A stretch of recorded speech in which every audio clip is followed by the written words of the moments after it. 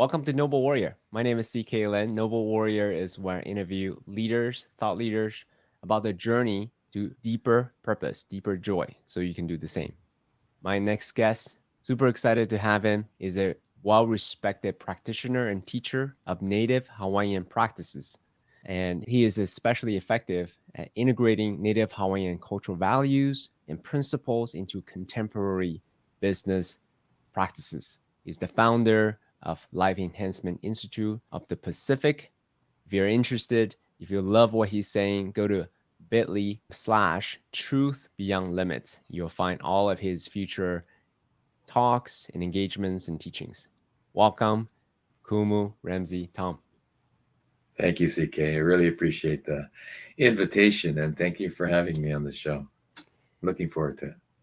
So I want to bring back to why I was very moved by who you are. We were at the Aniwa gathering, That's and correct. you were speaking about Oponopono, also aloha, and Yes. also Hawaii. And these words that we use, well, we hear a lot in, especially in the spiritual community, and we have certain perception of what that is, and you start to articulate what they are. And the thing I especially appreciate is you don't just go into the esoterics and the theoretical uh, teachings. Rather, you brought it to a very personal encounter with a hit and run driver and how that triggered you, but also it gave you a moment of teaching for yourself. And I really appreciate that you weren't just a monk from the mountaintop speaking about truth, but rather you made it very human, very relatable. So, could you tell us that story a little bit? Yeah, well, thank you for that. I thought that was an important opportunity, one for myself, but for others, because there's a tendency, for us to, or anyone to describe things, right, as we prescribe them, but we may not have actually lived through them. In other words, the old saying of talking out of school. So I, I felt it was important to indicate, as I have with my students, that while I may be aware, I'm not immune. Mm-hmm. And it's important for us to continue living the practice and not just talking about it. But if I may start by saying aloha to all of your guests and allow us to connect to the energy of that image behind me. This is Moana Nui, the Pacific, and where my home is and where I'm from. If I may just say these few things. E holuku no ki kino a me ka ohane. E mālama pono ka manao, ki ola ki kino e ka mana wa'apauloa. Aloha, aloha, aloha. I start off with that phrase because it speaks to the connectedness, about unifying mind, body, and spirit. And Mm. it is that unification that we become centered in self and hopefully a little less self centered. Mm. The other part of it is to nurture and care for that unification through all time.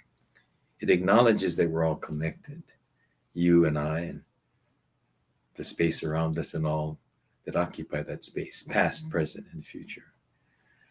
And I start out with that because it goes to your question, why and what was that story all about? As a practitioner of Ho'oponopono, we talk about forgiveness. The Hawaiian practice of Ho'oponopono is a forgiveness practice, a practice of making right, putting things in proper order. And I say that because it's a little different than saying it's a practice to fix. If you Mm. look at all the definitions of Ho'oponopono or Pono, you won't find the term to fix. It's really about creating a preferred or better condition. So, in the process of teaching and sharing these concepts, uh, it could be perceived that it doesn't happen to us. It's one thing to talk about it, but to really Mm-hmm. live. So it happened on a particular Sunday morning when I was on my way to meet my mom. I was actually planning to pick her up. And in the process, there were several detours. And so I contacted her and said, I'll have to meet you. In the meantime, I have to take another route. In the process of taking that route, I came to a stop sign and I had the right of way. And as I made the left turn onto the street, the man that was at the stop sign presumably stopped, continued through the stop sign, and struck my vehicle. Fortunately, I wasn't injured. I was able to avoid a major calamity. But in the process of that meeting, he took off, and so it was a hit and run. And as I sat there, I found myself getting much annoyed and irritated. But before allowing myself to go into that particular space, I drew upon the practice and really found myself needing to go into that space for Ho'oponopono. And while I was headed to a place to conduct prayer with my mother, I never got there, but I did conduct prayer. Mm. And that prayer at that moment was guided by and inspired by this notion of Ho'oponopono, to make right. And it was really a basis of clearing myself. I really had to get into a space to release whatever anger, frustration, annoyances that I had, Mm. in order to conduct the rest of my day and move forward. And so the first phase of that was really to ask for forgiveness for my ancestors and myself, for anything that we had done that created a condition that allowed me to be in that place at that time, because other people weren't there. It was me. Mm. And things had led up to my decision making that put me there at that time to meet this driver, who obviously was in a rush or had some other things going on in his life that not only allowed him to hit me, but also to evade further engagement. So the practice then was to ask for apologies and say, whatever it was that we created, that I created, please forgive us. In a reciprocity, which is part of the aloha principle of giving and receiving, I and my ancestors then proceeded to forgive him and his ancestors to do the same for whatever they had done that created the opportunity for us to come together for this engagement, planned or unplanned. It is in that reciprocity agreement of giving and receiving that Ho'oponopono intends to make right, because I could now move forward. It didn't release him of his obligations, but it released me and my ancestors from any ongoing, continued aggravation of having to Mm. deal with that. Now, I obviously had to deal with insurance and all those kinds of things, but as far as that individual, I was able to release that. Mm-hmm. And in that revealing, there was some healing, not just for myself, but others whom I shared the story with, as an object lesson. Mm-hmm. Because it is in that mindset of recognizing our practice in the contemporary word. You hit me, I hit you. You hit me back, I hit you back. How many iterations do we go through before we realize that we're doing more damage than correction, right? At some point in time, someone has to stop, or encourage them to stop, right? And in the event that you're not in physical proximity, in fact, the process actually works with departed souls Mm-hmm. whom we may want to reconcile with. It also works with those who are inbound in anticipation of their arrival. That if we have created any conditions that could create adversarial relationships, that we erase those or begin to work on it. So the purpose for doing it, one for myself and my family, the second to sharing the story, was as an object lesson for those who might think that the process is just a cursory activity, right? Or that you can tell others about it without actually exercising it. So I was hoping to make it a demonstration of how and when something like that would be utilized, not just when things are hunky-dory, right? When everything's fine and the tigers are in their cages and you're in your nice home and you can do your process. Mm-hmm. This is really about being in the present, right? In the space, Mm-hmm. and going to that space of peace. I think that's the true test.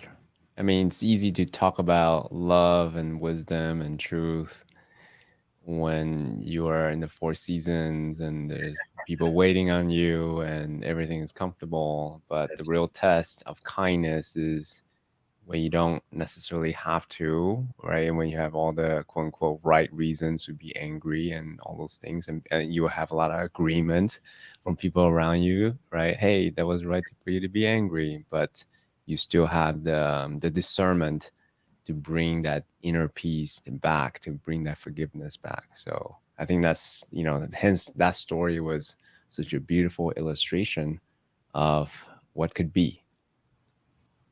Yeah. Thank you. Thank you. Well, I did get many comments from friends and associates and even some strangers, um, which may not be strange at all if we consider the idea we're all connected. And I had a uh, clerk in one of our grocery stores stop me as I was processing my order, and she thanked me because she had seen the sharing on one of my posts. And she proceeded to tell me that she essentially duplicated the process by putting her name in there and the members that she needed to deal with in their case. And she said that it really led to a lot of internal peace, something that she'd been looking for in this particular situation for some considerable time. And so just that exercise. So if anything, it demonstrates we never know where our efforts will plant seeds and then ultimately grow So nutrition fruit. So on that note, let me ask you a quick question. Sure. Because you're invited as a wisdom teacher, an elder that Right. holds the Hawaiian cultural values and wisdom. I'm curious from your perspective, what makes a wisdom teacher and what makes an elder? And are they distinct? No, I appreciate that. I think they are. Um, like a glass can hold many liquids. You know, Mm-hmm. the liquids don't define the glass, Mm. right? So I think that's similar here. I'd like to state that I think these things that you're talking about have really been imposed or imparted upon me by others. So I don't necessarily consider myself a wisdom keeper. I'm just me. But in talking with people and others, they find that what I have to say or offer is, in their definition, wisdom. And the same term, kumu, for instance, it's a title given to me by my instructors when they believed it was time for me to move forward. It is also a title given to me by my students, presuming they're learning anything. The term kumu really refers to resource. Mm. Um, and I think you and I may have chatted about this, but in my estimation, it's like being the pond and not the spring, Mm. right? Uh, to receive what is being gifted, uh, maintaining it, holding it for others to draw from. So, uh, in many ways, like a watering hole where all the animals come to drink. The pond doesn't determine who drinks or what they drink or where they go with once they drink it. That's kind of how I feel in many ways. My role or my responsibilities are. I happen to be a holding pond for some wisdom and information that was poured into me by these elders before me. Mm, From the standpoint of being an elder, an extension of other elders could be one definition. I represent them now as they have gifted me and said, go on and share this, as I will do with others, um, as a mm, way of passing on the traditions, the knowledge, and the wisdom.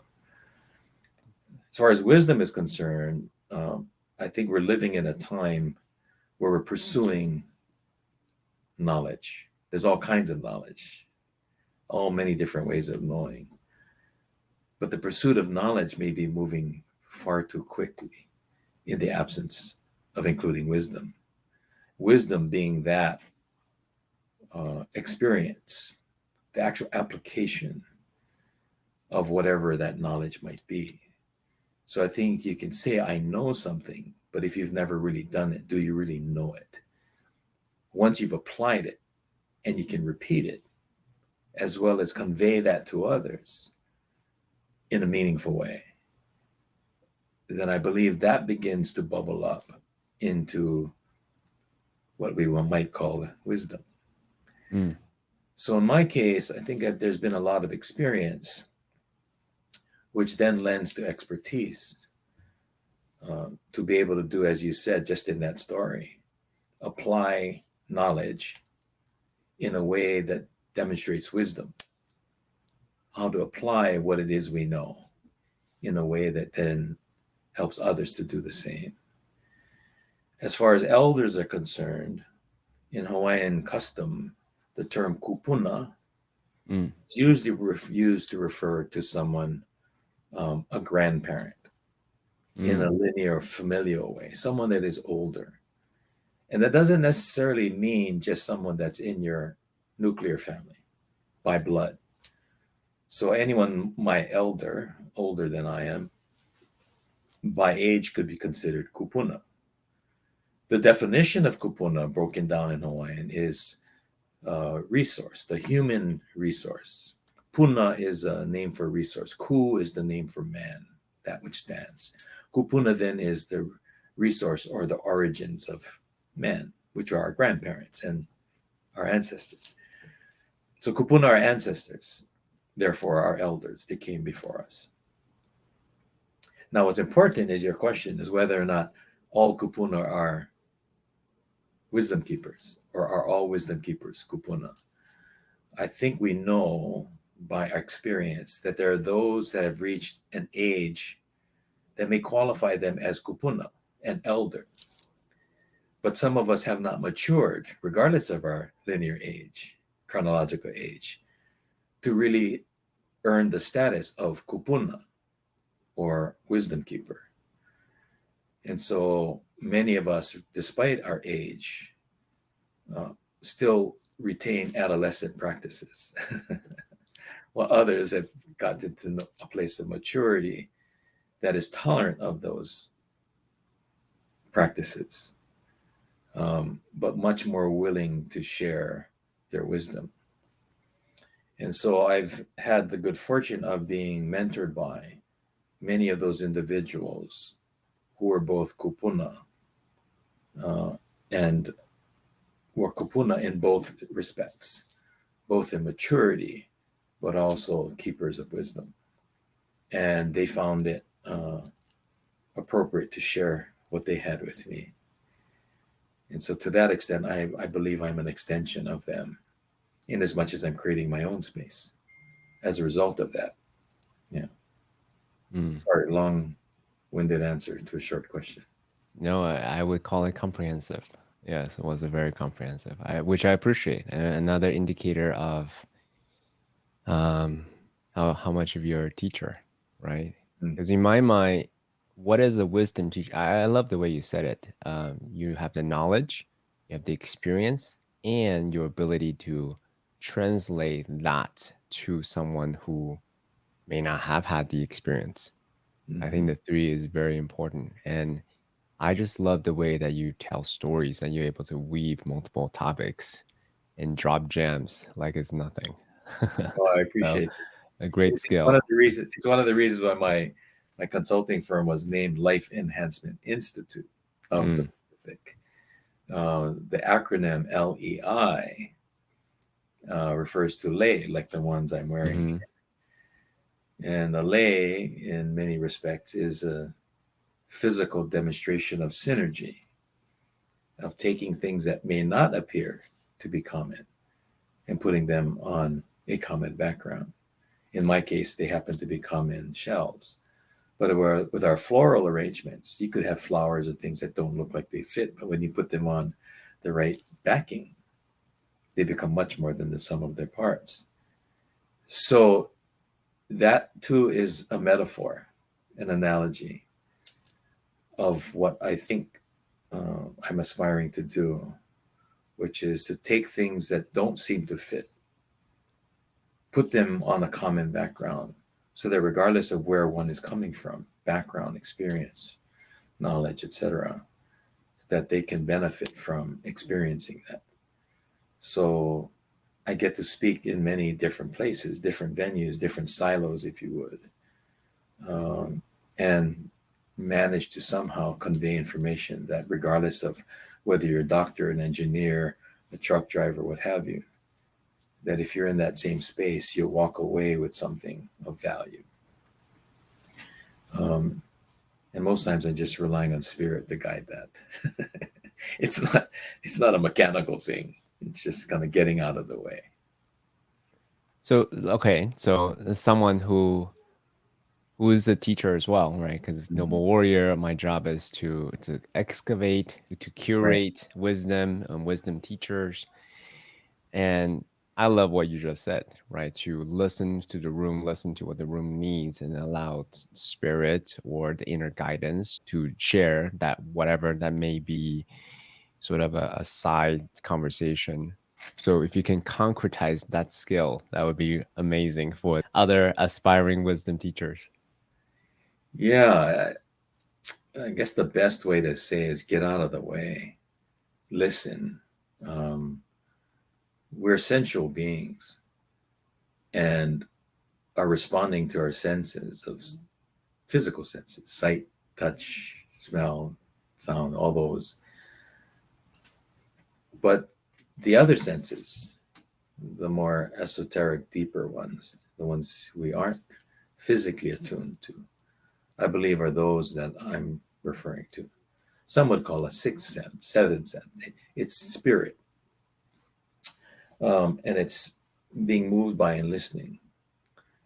And rather than being more interested in what you have to say and much more conscious of what needs to be heard Mm, as you listen, right? My daughter, who I'm spending some time with this week, when she comes to class, my Lua martial arts class, often she'd ask, "So, Dad, what are we gonna learn tonight?" Actually, more appropriate, she said, "What are you gonna teach tonight?" And my response is usually, "Well, I'm not sure yet. We'll see when we get there." And in the process of doing warm ups and preparing for the class, I'll notice one or two individuals who may be doing something inappropriately or incorrectly. And it is at that instant, that moment, that the class then revealed itself. So the students having difficulty now becomes the teacher, drawing from the old adage, when the teacher is ready, the student appears, and vice versa. When the student is ready, the teacher appears. That's a demonstration of being aware, being sensitive to the opportunity. In that particular case, the student who is executing a movement incorrectly has the opportunity to learn the correct procedure. And in the process of conveying and sharing that with them, then the others around him or her will learn as well. If anything, how to diagnose the problem, then how to correct it. And in the process of doing that, then get their own exercise and their own reinforcement. Um, Had I come into that class with a particular message, I could have shared that. But that particular student who was already one step behind would be even further behind, Mm-hmm. right? And so while there would be several of them who would fall in line and benefit, the group at large would not. And so it's also, I think, being conscious of the whole and not just the parts, right? Mm. Recognizing the whole is made up of parts. And if all the parts aren't working together, then you might find a hole in the whole, right? Mm. And so we have to fill the gaps. I want to tie it to the theme of Noble Warrior, Yeah. by helping people get on the journey of finding a deeper purpose, a deeper joy, and deeper effectiveness as well. I think that there's parallel tracks. Because Mm-hmm. purpose for me is purpose is serving something that's greater than self. Yes. And I think a lot of times the beginning part of searching is what is my purpose, grasping the within versus listening for what the outer needs and want. And if I'm hearing you right, it's to keep the seventh sense open, sixth sense open, and then listen for what's around you and how can you serve them, and how to at the same time stay in that sense of joy.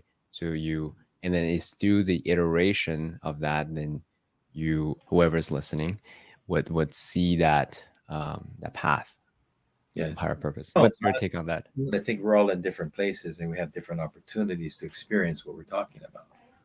Mm, Um, an example would be, and again, this is an example of aloha, the spiritual application, the operationalization of spirit, if you would, is when you visit a family, a friend, or even a stranger, that you've taken the time to know enough about them and not just bringing yourself to say, hi, I'm here, right?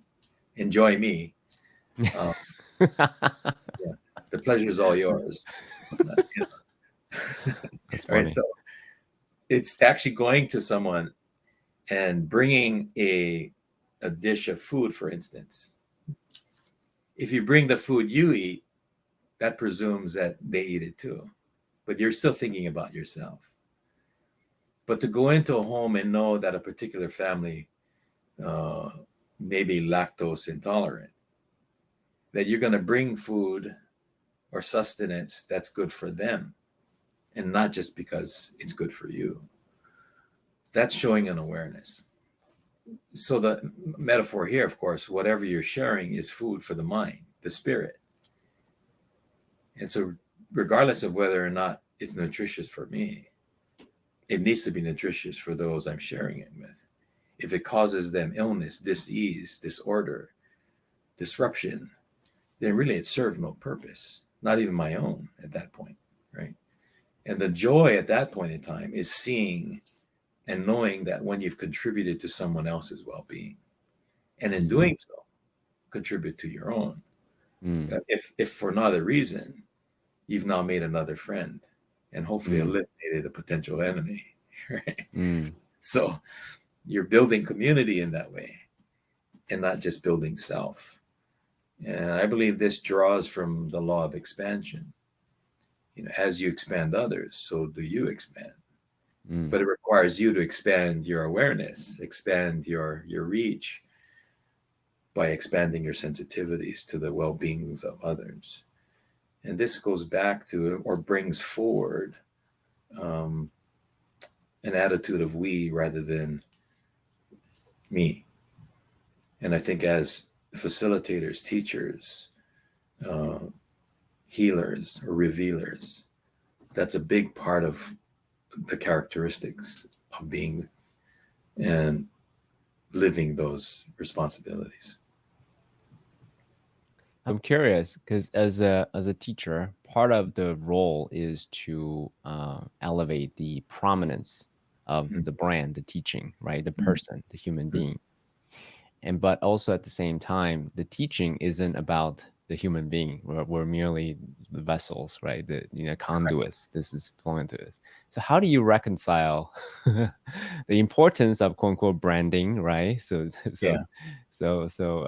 Kumu Ramsay is a brand, and people come to you for so then you can serve them better. At the same time, it's Hmm. also not about the personality as well. You know what I mean? So how do you Yeah. reconcile Right. the importance of both?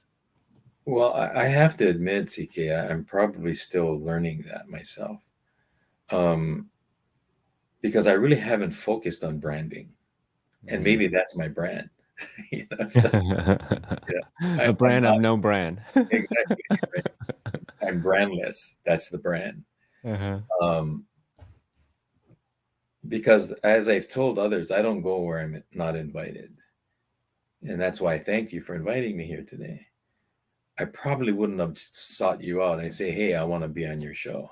Hmm. That's not what I do. My underlying attitude is that when dealing with Native communities in particular, it's by invasion or invitation. Mm. The last thing I want to do is invade someone else's space. Mm. That said, I recognize that each of us, regardless of where we are in our lives or the world, probably has something to offer someone else. We've all been provided gifts. So to not offer to share those gifts is selfish in one respect. And I'm not saying bad or good. It's just selfish. You're just really thinking about self at that point in time. Hmm. But in as much as the other way around is if you're just thinking about self and promoting self for the sake of promoting self, regardless of what people are getting, then I'm not sure there's balance in that either. Right? But I think about maintaining one's authenticity and being present and being willing, and which I ask the cosmos and share it. It says, I'm available, you know, Mm. and my availability uh, then produces invitations. So that's the brandless brand for me. Uh, Mm. and I probably have never put those two words together before until now. But uh, because I haven't focused on the business of being a teacher Mm. or a facilitator. Yes, a lot of people contact me. I go to all kinds of facilitations and trainings. And perhaps if there's a weakness in my brand or my practice, it's that I'm not a promoter. If anything, others have helped to promote me and not me promote myself. I'm not comfortable in that space because I don't think it's about me. It is about Yeah. the content. So Yep. I haven't really spent enough time or resources in self promotion. I mean, if you think about some of the world's top wisdom teachers of all time, right? The Buddhas, the Mhm. Jesus, the whoever that that you think about, I can't fathom how they promote themselves.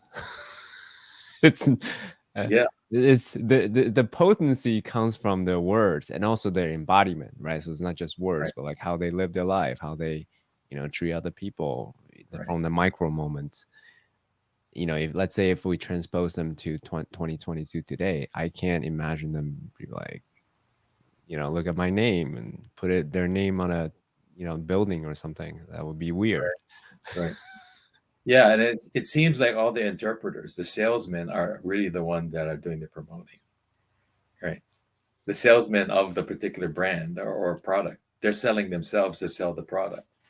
Whereas individuals, like you're saying, they were the product, they were it, right? Uh, Yeah. I'd be really interested to see the marketing team behind Jesus. I Or mean, he who, did have 12 disciples who yeah, write great stories and narratives about the man and the being, the person, right? yeah. So And if you think about that, that was an after effect, right? It wasn't like, yeah, I'm going to Galilee, let them know I'm coming, right? Right? Yes, It's kind of like, yes. oh, he was in Galilee last week. Wait till you see the next one. That's it's one of that type, right? Oh, we Uh, heard about you, right? And so that's yeah. word of mouth. But I mean, today with all the capacity we have today, we can do that. But yeah, nice observation. Um, Yeah. I was just curious more than anything else, because in my mind, I think where I grapple with as my job is to help Mm-hmm. and facilitate the wisdom teachers that I see, that I appreciate, so then Mm-hmm. they tell their wisdom and stories and narrative more, so more people can be awakened, more people can live a healthier and thriving life, more people Right. can find their purpose and find deep joy regardless of what's going on in their circumstances. Yeah. I believe that's my dharmic path, Yeah. so it's And something that I think about. similarly, I think that's kind of where I am in terms of the information that has been shared with me. It's not for everybody. So consequently, I'm not going to deliver pizzas to people who don't eat pizza. Right. So Great metaphor. at some point, if you want it, here it is. But not so arrogant to think that I'm the only source of it and that you're not going to learn it unless you talk to me, which I think I've seen others do. Um, I think all of us are tapped into the grand source of wisdom, knowledge, and information, and it comes through when it's necessary and needed. Consequently, that may be in the moment, in as much as it may be in the future. But the ability to access it is probably more important, right? The To be ability to access this access wisdom. whatever wisdom information Yeah. is Mhm. necessary. So when you're in the moment, you may not never have experienced that particular thing in the past, but you're able to draw upon the universal guidance Mhm. because you have a way of plugging into it or accessing it in the same way that a fish is in the ocean. It doesn't create the water around it, but it sure has access to the oxygen in it. Mhm. I think Mhm. mana, life energy, is like that, and I think knowledge is the same, and wisdom is that at the right appropriate time and appropriate mindset, we all have access. It's just whether or not we know what to do with it or how to apply it. So I know a lot of people can open a jar, but they don't know what to do with the contents. So on that note, a couple of yeah, I want to double click on that. I believe that wisdom is all around us. Correct. Opportunities are all around us. Abundance is all around us. The key is whether or not we could see it. That's one. And two, Yes. whether or not we can internalize it. That's two, right? So, what kind of practices have you discovered in your own journey of many decades to one, be able to discern, Mm-hmm. right? To have that discernment and awareness, and also Mm-hmm. two, to then internalize it better. Good question. I would pick up on the idea that we all have access. More importantly, we're all carrying. We're all knowledge and wisdom keepers to a certain degree. Hmm. I think part of it is knowing what you don't know, or more importantly, knowing that there are things you don't know yet, right? Hmm. And that's being the term lifelong learner. But it also requires a sense of humility that some of us who choose this path haven't learned yet, right? Because what we're just talking about is that if there's a term for it, it's humility. And that means that you're not thinking about yourself uh, or less about yourself, just thinking about yourself less often, right? There's Hmm. no saying Hmm. going because you're paying attention to what others have, and if you know where your blind spots are, if you know what you don't know, to be aware when you're in the presence of someone who has that, right? Now, oftentimes they may not know they have it. So in the exchange, it's revealed for both of you. They reveal their information and knowledge because of the questions we pose to them, right? Knowing that we have a need, a desire, an opportunity to fill in that gap. And that's when a relationship occurs, right? Mm. The other part of it is recognizing you don't need to know all. You don't need to know it all. You don't need to be the the Costco of knowledge. The Costco of knowledge. right? The wholesaler of knowledge and wisdom, right? Uh, And only keep what's on stock that people want, right? Which is their yeah. practice, right? If they buy it, we'll keep it in stock. If they don't, we'll get rid of it. That's kind of how I'm seeing a lot of people entering this space. They want to be the wisdom keepers of all things. Mm. It's different than having access to the library of all things. When you have the library card, you can go in and search, right? Mm-hmm. Uh, the librarian doesn't know all information. He or she just happens to have access. Right? Mm-hmm. Whether they read every book in the library, now that's another story. And this is inspired by Queen Liliuokalani, our last queen, or the queen who was deposed or overthrown in 1893. Her statement to everyone about aloha was, um, this spirit of aloha is to see without looking. And one, Mm. I'm paraphrasing, to feel without touching, and more importantly, to know the unknowable. Now, some might translate that last statement as, so does that make you a know-it-all? Right?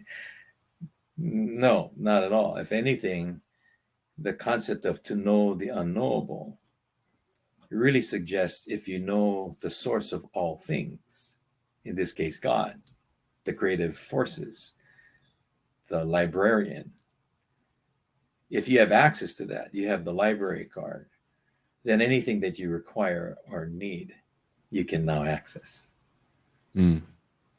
And so I think the discernment is to, one, recognize that as many gifts that we may have, we don't have all gifts. And I think the gift of discernment is one of them, right? Mm. Not everyone operates from discernment. Some of us have gone beyond discernment to being discriminatory, right? Mm. Or prejudicial, which is rooted in discernment, but perhaps moved to a much greater state, right? I'm no longer discerning between a ripe apple and a rotten one. I'm just choosing to think that all apples are rotten. Mm. That's when I think discernment moves into being prejudicial or discriminatory. Uh, so I think that's an important concept that one needs to be aware of. So if there's a short answer, it's self-awareness. Learn being more aware of oneself, both gifts, strengths, weaknesses, and opportunities to So learn. double click on that, right? Because I don't want to just leave people with develop more self-awareness, because that's great advice. But tactically speaking, what kind of practice could you share with them such that they, let's say, journal or meditate, Mm. whatever the practice may be, so then they can be inspired by you, but also go try it, some of these modalities. Yeah, so there are so many different ways, and we call them meditation and study and listening, those kinds of things. I think a lot of that is important. Um, but a big part of it is recognizing what we call aka, Mm. aka aka, which in Hawaiian is a reference to mirror, shadow. Uh, so the shadow, to follow someone whose wisdom or knowledge is inspiring to you, right? To be in their presence and learn through observation, listening, participation. The other is to mirror, right? Not mimic, that's different, but mirror. To find and recognize that those that we find sitting in front of us, or we sitting in front of them, somehow are mirrors to one another. Yeah.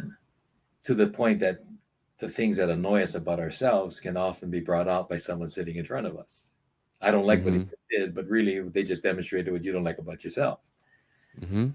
And so understanding that perspective, um, and the exercise of being open and aware of that every time you sit in front of someone or you're triggered by something someone says or does, is that before you start judging the activity, begin to scan your response. Now, that's not being self-centered. That's being centered itself. Acknowledging Mm-hmm. that the guy next to me wasn't triggered by that comment. I was. Mm-hmm.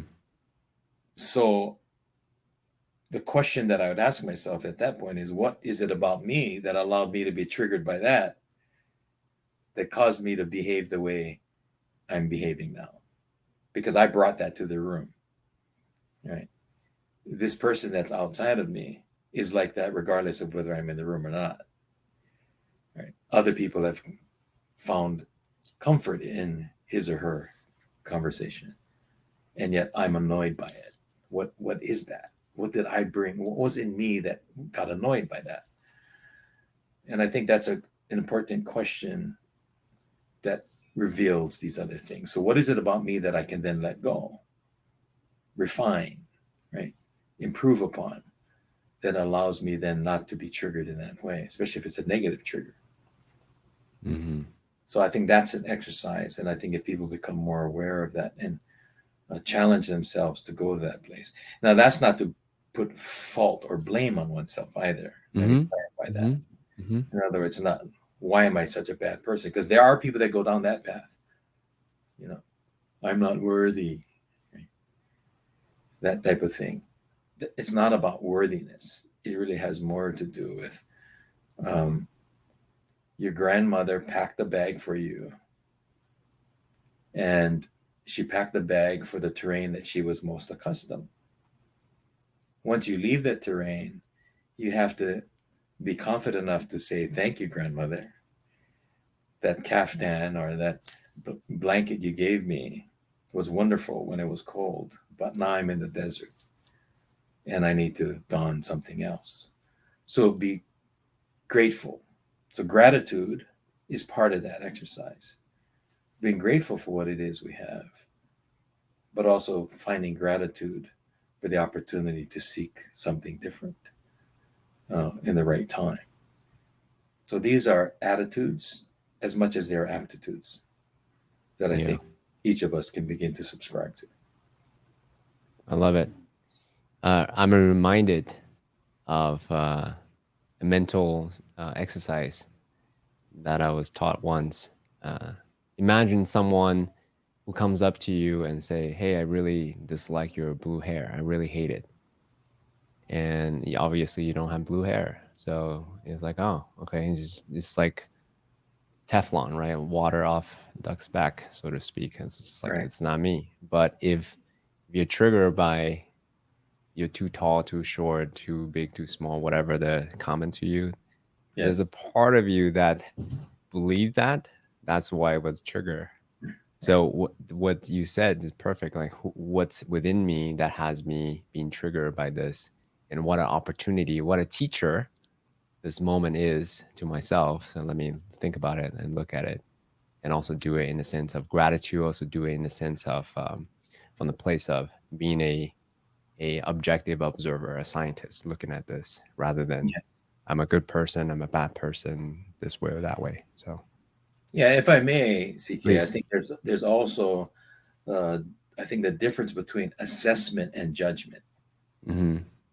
And I think if we live in judgment all the time, whether we're judging others, usually if we're doing that, we're probably thinking others are judging us. Mm. So when you release the judgment, but apply assessment, all of a sudden that thing that begins to shift. So I'm less concerned about what others are saying as judgments, but as indicators of improvement, Hmm. uh, or an indicator that I've now left the road and I'm about to crash into a tree. Right? You can ignore the signs to your folly. So sometimes you have to say, if enough people are saying something, then maybe I should pay attention to it. But if it's a one-off, well, maybe it's not something you need to worry about. But take note of that. I think the greatest opportunity for us is to consider the idea that we not be driven by externalities alone. I think it's important to scan and know your environment. But if your life is being guided by externalities, including the thoughts of others, opinions, then to a certain extent, you're setting yourself up for victimhood. If our reliance on others to feel good about us enables us to feel good about us, then I'm doomed when they leave the room and I have no one to feel good about me. Right? And so at some point, there needs to be an internal compass that allows us to navigate the world, regardless of what maps we may find or what terrains we find ourselves in. So on We that need note, real quick, to know quick who. interjection. Yeah, go ahead. In one of your TED Talks, you said, instead of thinking about I think, therefore I am, think I belong, therefore I am, right? I Mm-hmm. love that message. Mm-hmm. It seems a little paradoxical in what you just said as well, because I belong, therefore I am. Part of being, it's very primal for Mm-hmm. human beings who want to belong to, Mm-hmm. a group. That's how Mm-hmm. we survive for That's right. 250,000 years, and Mm-hmm. it's a core fear that we have to be ostracized, to not belong. Right. So at the same time, we want to be comfortable with oneself, not needing someone's external approval and validation. So can you say a little bit more about how do you reconcile, be okay Yeah. with oneself, and at the same time, I belong, therefore I am, and so forth. Please. Yeah. Well, belonging is a huge part. I agree. I think many of us, I think the world today is in uh, pursuit of that sense of belonging, to be a part of a membership to a certain degree. And in most membership, there's criteria for membership. And I like to suggest one of those memberships, and for a community like the one I come from, is being aware of the needs of others and not just your own. So, to the sense that I know myself, it's relative to the person next to me, or the tree next to me, or the animals next to me. It's not just me. I'm part of a whole. But as a result of being part of that whole, I need to know what I'm either contributing or taking away from that whole. And that's why I need to know enough about myself, be comfortable with what I have, to be a part and a contributor, not a detractor Mm, from mm, that mm, whole, mm, mm, right? mm. So I belong to this tribe, or this group, this concept, this principle, because I subscribe to and exercise the things that allow us to be in community. Um, the indicators of community that tell me I'm no longer in community, you need to know what those are, right? And so if you belong, you'll learn that. If you don't belong, you may be running afoul of all accepted practices. Wait, It's, back up one sentence, one more time.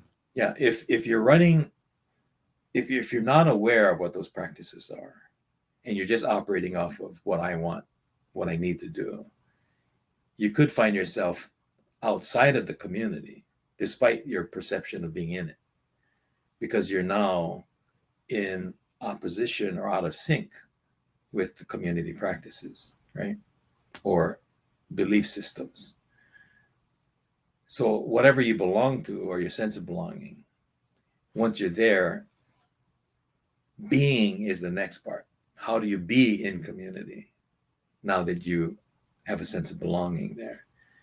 And being requires an awareness, a discernment again. So these concepts that we're talking about aren't independent of one another. They're interdependent. And oftentimes people are looking for singularities. Well, he said belonging, and then he said this. Mm-hmm. There, it's all encompassing, right? Mm-hmm. And it's a matter of order, relation, structure, not a singularity. Uh, Mm-hmm. life is dynamic, as we are. If you try to stand still, and this is nothing against my friend in the monastery, but to your point earlier, it's great when you're sitting in the monastery and all the war is going on outside the walls to find peace. But can you find that same peace in a room where there's war? Uh, that's a different thing. So it needs to be inclusive at some point in time. Yeah, one of the realization that I had is at some point I thought about, wouldn't it be great to live a monastic lifestyle?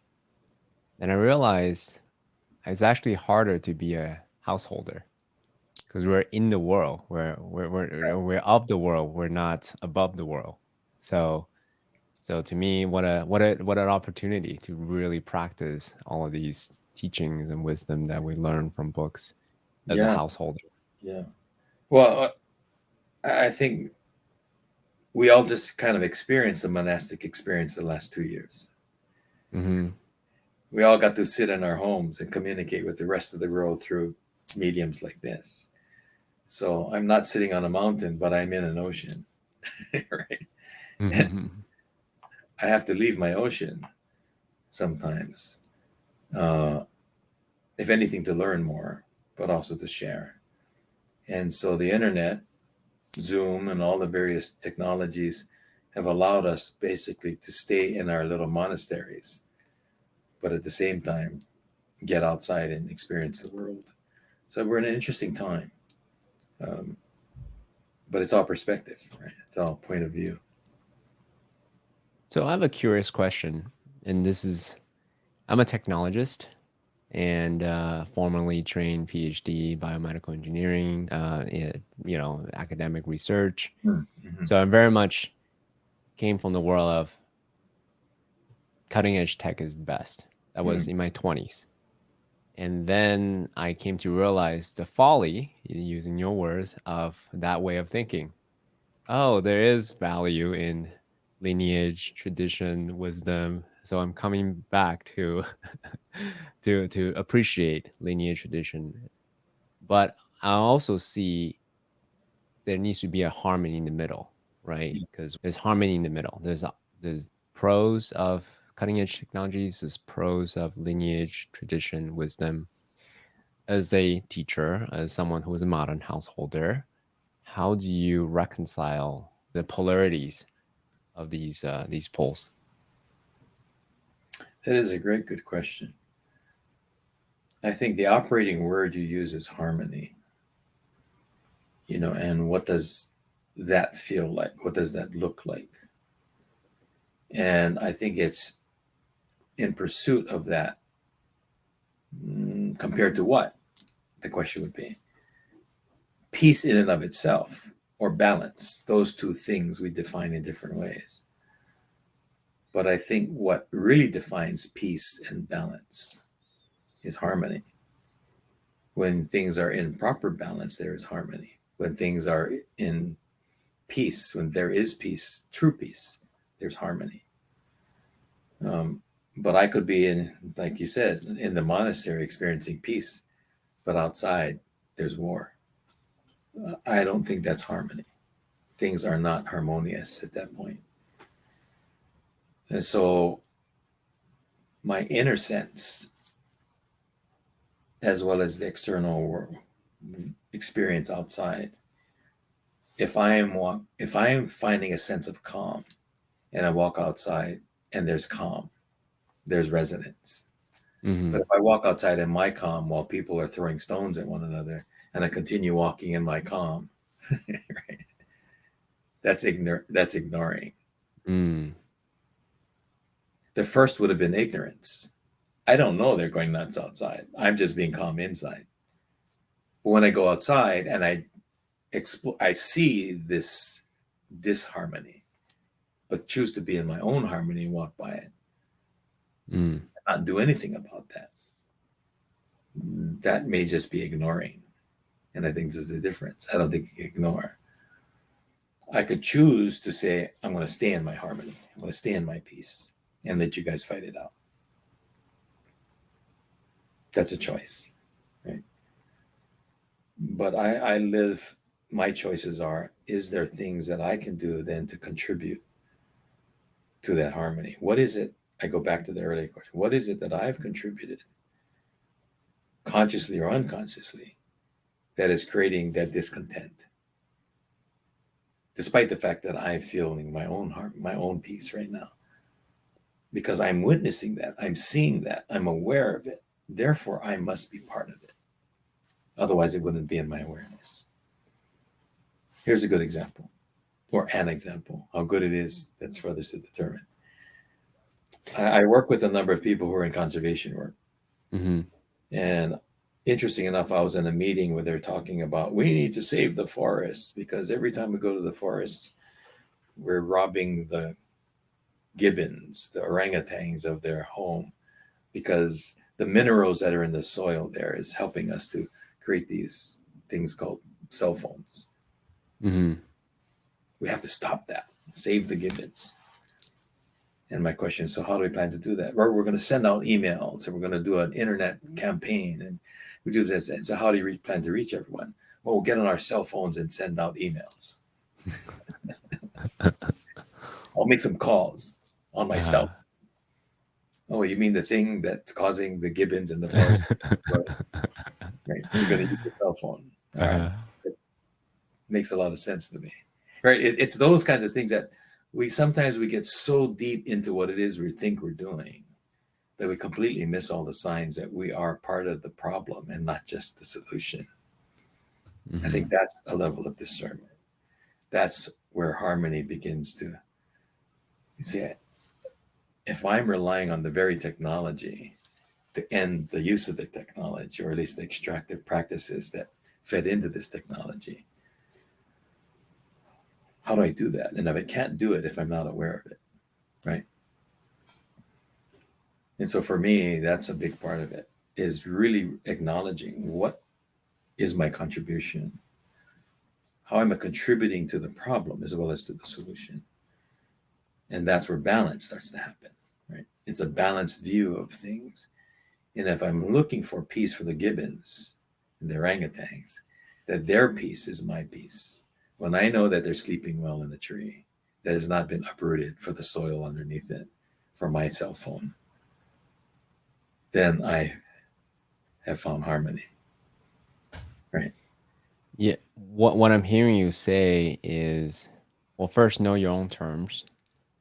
What's okay with you, what's not okay with you yourself before you venture out to impose such value onto others by advocating for dissolution of cell phones versus the preservation of the rainforest. That's what I'm getting. Yes, because if we take the truth, the definition of harmony, it's not one note. And I'll draw from the musical experience. Mm-hmm. You know, if you look at the music, the spaces, the notes of F, A, C, and E, learned that when I was a kid, face. At face value, those notes are different notes. One is an F, one is an A, but played in proper order, or maybe at the same time to get a chord, to be in a chord is harmony. But to play the notes at the wrong time or to play the flats, maybe not so harmonious.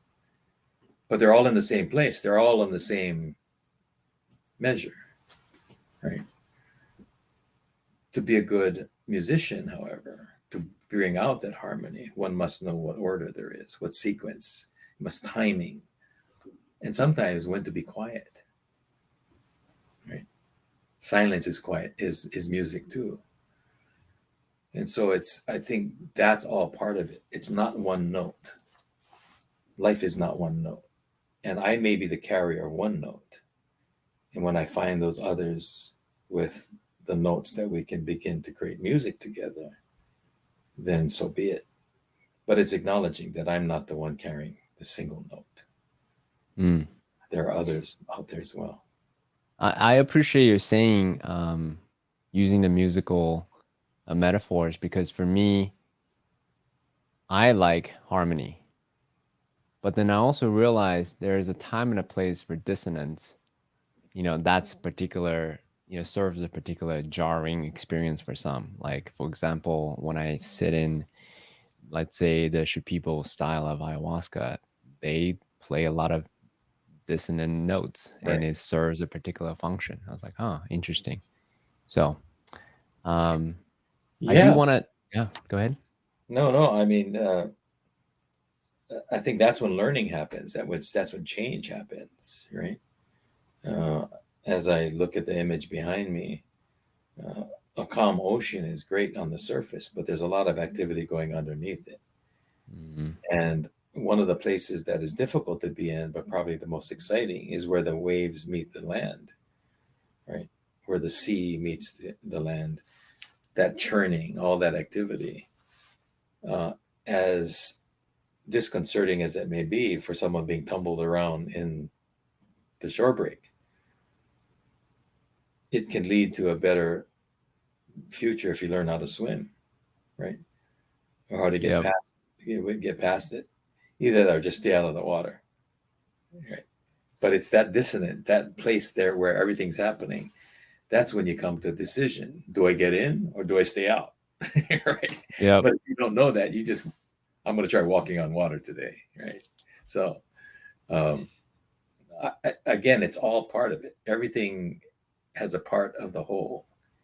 And I think we need to respect that, uh, as one elder told me, the light breeze that you feel on your face is part of the hurricane that's out at sea. Mm, It happens to be where you're located, mm. you know, and recognizing that, can you place yourself in the cool breeze or in the center of a hurricane? That might be a choice. Right? So on that note, you reminded me of the time I was at Sandy Beach. I thought I could hang with the bigger waves. I brought my board and I was being tossed about in the shore breaks. And I learned. All right, Yeah. my swimming skills is not strong enough. I better keep out of the water if I Yeah. want to stay Yeah. alive. Yeah. So, And you could have left that and thinking that, yeah, I can do it. Right. But until you get tossed around, then you begin to, well, maybe I have something more to learn. So, yeah, I agree.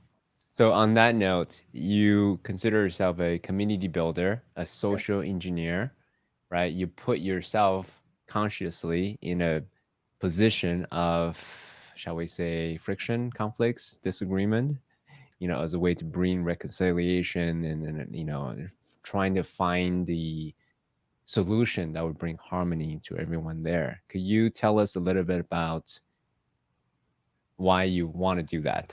Because one may say it's not a most comfortable place, right? Yeah. To be in the shore breaks, to be in the eye of the Yeah. hurricane, but you run towards that. So tell us a little bit more about those Yeah. choices. Well, I think for clarity purposes, I'm not looking for these things, right? Okay. I don't go around saying, "Show me a car accident." You know, that's about to happen. Let me get between those two cars. That's the last thing I want to do. Most times, people are contacting me after the accident happened, right? Hmm. Because now they're trying to get through the wreck. That's very different than trying to mediate two people from getting in a collision. As I mentioned earlier, I don't go where I'm not invited.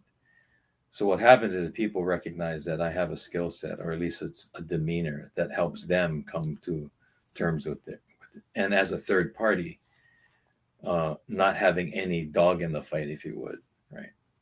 I'm not there to prove one person right or wrong, but to find that space where they all work. Um, and for me, like you said earlier, harmony is a preferred place.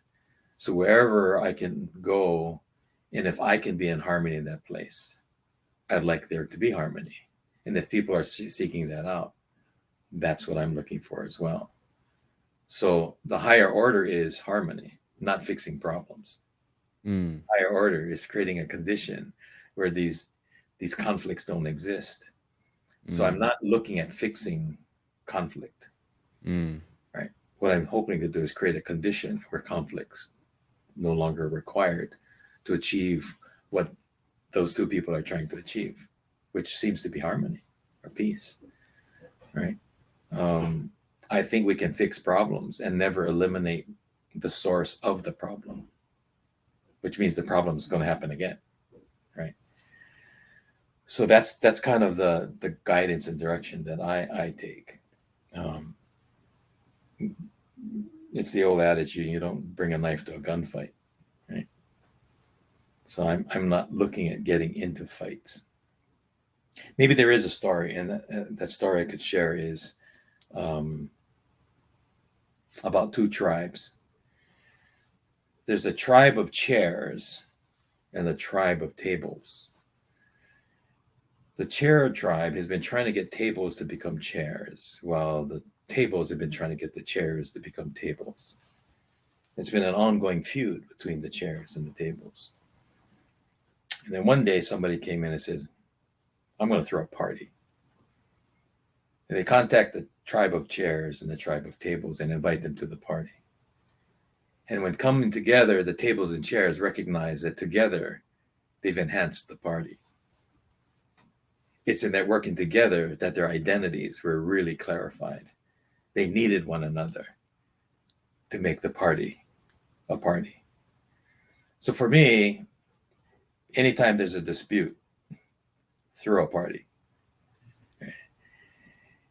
It's in the recognition that we all have our role.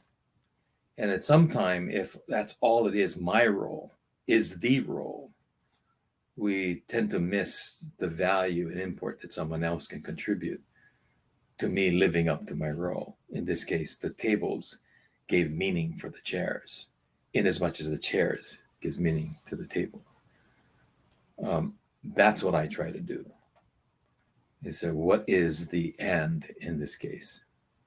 That said, you don't want to force the and if there isn't one there. Mm-hmm. How can you be this while they're that without requiring either of you to change, but just respect the fact that there is a chair and there is a table, right? That we may not see eye to eye on this, but I can respect the fact that you see the world the way you do. Unfortunately, if that means that you're going to continue to attack me, then I'm going to have to do something to protect myself. And I think we find ourselves in some of those situations where we just have not been able to reconcile that greater space. And if there's ever a pursuit, it's that. How do we eventually find what that is? Right? How do we create that space where you have enough, I have enough, and more is less? You had talked about the importance of, let me actually see the exact quote that you said. 1 second. Yes. Learning martial arts is a path to peace. It reminds me of a quote by Jordan Peterson. It says, a harmless man is not a good man. A good man is a very dangerous man who has that under volunteering control. So, Interesting. yeah, Say which that is again. Say that again for me. a harmless man is not a good man. A good man is a very dangerous man who has that under volunteering control. Hmm. It's another way of saying it's better to be a warrior in a garden than to be a gardener in a war, right? So, as someone who is a martial art practitioner, as someone who advocates learning martial arts as a path to peace, is there anything you want to say about that? um, the inner peace that is required to be a good martial artist, uh, it's not easy to come by, because the art itself, oftentimes the practice, is inspired by doing harm to others. If it is focused on fighting alone, if there's a focus on protecting, then the skills that are using, the intention is different, the energy is different. I'm here to protect and not fight. Now somebody says, well, you still slashed his throat. Right? But I'm slashing and he's attacking. I didn't go after him. I'm protecting the space I'm in. I have no intention to hurt anybody any more than a hamburger or a meat grinder intends to hurt any of the meat. It's just a meat grinder. It's just being what it is. If you don't want to be ground, don't stick your hand in the meat grinder, right? Same with I think a martial artist. I'm learning to protect. If you don't want to get hurt, don't enter the room with intention to hurt. This room is being protected by, you know, this practice. So I think part of it is having enough peace within oneself and always being your own guardian. That's the one thing I find most challenging, is because when you achieve a level of experience and expertise, like myself and others who have studied, trained, and practiced as long as we have, uh, you could argue for premeditation, right? You've done something 1,000 times, knowing and visualizing what you're doing. It's kind of premeditated. Uh, so when you exercise that, it just comes out. It's no thought. At that point in time, you have to apply thought. Is this the right time? Is this the right place? And you can't do that from a place of turmoil. You have to go to a place of peace. You have to go to a clean place and logically work that through, which seems weird. You're operating in an illogical condition, relying on logical, approaches. It's a full dichotomy, um, which I think we see in our laws today around self-defense and those kinds of things. When 12 people have to agree that if they were in the same situation, they would logically have arrived at the same condition. Mm. Well, the condition was illogical. So how do you come to a logical answer in an illogical condition? And how do you find 12 people to believe you or agree with you, right? There's just so many things that just seem in opposition to one another. With that said, martial arts is in many ways about taking those opposites, a left or a right, and combining them and finding peace in the middle. As we say in the arts, to push is to be pulled, and to be pulled is to be pushed. Be neutral. Don't push. Don't pull. Just be. And it's from that being that you can now respond versus react. So again, long story to your short question, but I think it's that, is how do you find that place of emptiness, because you have all this other stuff around you that you can draw from. But it's really about being empty at that point in time. Yeah. This is my perspective. I I don't know what's the tense, practicing martial artist. Mm. And the beginning part of my martial art career, shall we say, practice, was very much drawn by the adrenaline, right? Get Mm. really excited, really Mm. fast, and Mm. couldn't really control myself. Mm. And over time, it got a little better, right? I'm sure there's always more room for improvement, but it got a little better. I'm just not as thrown out Mm. by, let's say, a punch on my face or something like that. Just like, oh, okay, I can breathe and let's keep going. Um, my perspective is this kind of exposure to adrenaline, to this primal energy, um, helps me lengthen the space between stimulus and response so Yes. that I can not react with anger or uh primal impulses. Rather is let's think it through. What do I want to do move wise, or for the purpose Mhm. of the exercise. So that's I can take that capacity, that spaciousness, to other areas in my life as well. Let's say when I'm triggered, hit it on, someone who annoyed me or did something to me, I can at least breathe through, give myself some time before I choose what my action is going to be. Yeah, well, they have, it is one of those old statements of wisdom, grandmother's wisdom, if you would, right? Stop, count to 10, right? Take a breath. I think all of that contributes to that same creating time, distance between the infraction and the response or the reaction, right? And I think that's the funny part of it, right? Duration and intensity. If I wait longer, it's a response. If I respond quickly, it's a reaction.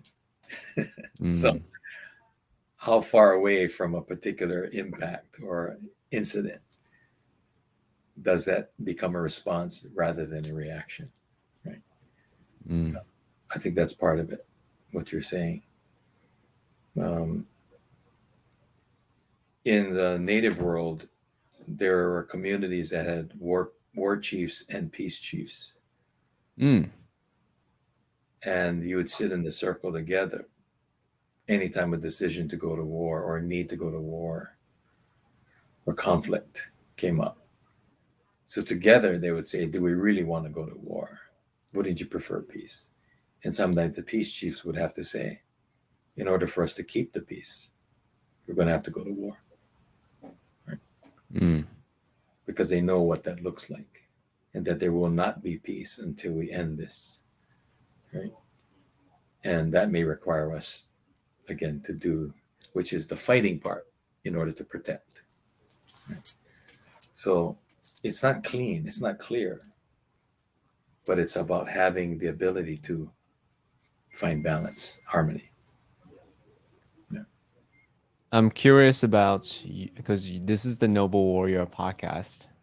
And when you first got the invitation or first heard the phrase Noble Warrior, what goes through your mind? What's your definition? Well, that's interesting, because I think I subscribe to that concept, maybe not in those words. Mm-hmm. Um, Again, for me, the warrior is one who protects, Mm-hmm. while a soldier is one who fights. And Mm-hmm. not to say that one is better than the other. I think there's a soldier in every warrior. Um, the noble warrior is one who is holding these other things greater than himself or herself, right? To the extent that if one has to fall on his sword in order to maintain the peace, then that might be the action that has to be done to protect. Mm. And let me be clear about that. It's the notion that if I have been assigned to a protection detail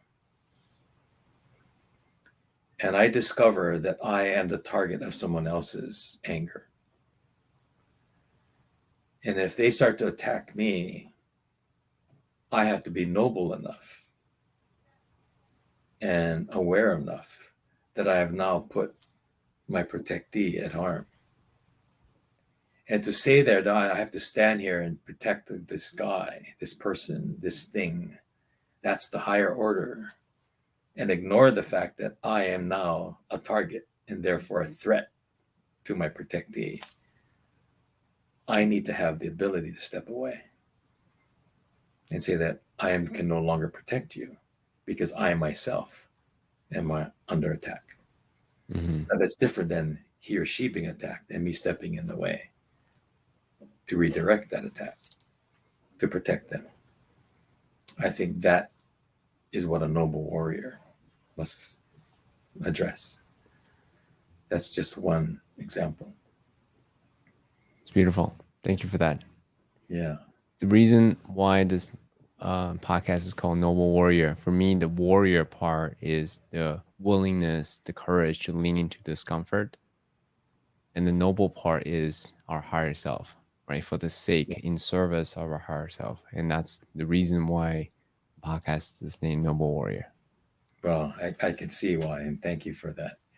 Kumu Ramsay, I really, really appreciate you sharing your wisdom, your perspective, your narrative, and just really who you are, your transmission. Um, Super practical, very grounded, and thank you for being on Noble Warrior. Well, thank you for having me on the show and for acknowledging me in that way. And likewise, um, for you and your practice and continuing that and revealing to others uh, what could be very much a part of their own experiences. It's just a matter of pulling the curtains back and looking deep enough, looking in. So thank you, CK, for the time.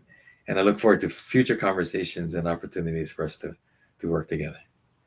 Yes, absolutely. And for those of you who love what Kumu Ramsay shared, go to bit.ly/truth beyond limits. Until the next time.